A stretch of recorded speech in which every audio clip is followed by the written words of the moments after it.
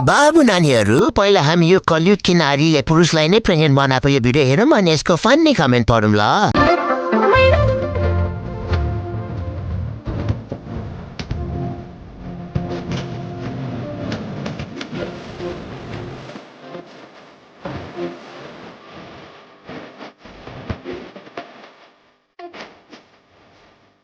ल सुरु गरौँ। गर्भवती र सुत्केरी छुट्याउन सकिरहेको छैनन् मान्छेहरू।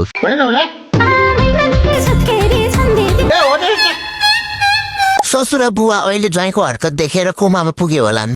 ऐसा मत करो मेरी जान, लाइफ में कुछ अच्छा करो यार। छिटेला सुत्केरीको पेटमा होइन बच्चा हातमा हुनु पर्यो। अरे बात तो मेरे दिमाग में आया ही नहीं। महिना 3 को सुत्केरीको कसरी 9 महिनाको जस्तो पेट हुन्छ? जादू जादू काम उल्टो भएको थियो कि क्या हो? अलिक त्यसो गर्छ कि गर्दैनस्? गर्दिन दा, अबदेखि कहिले गर्दिन। गर्दिन दा।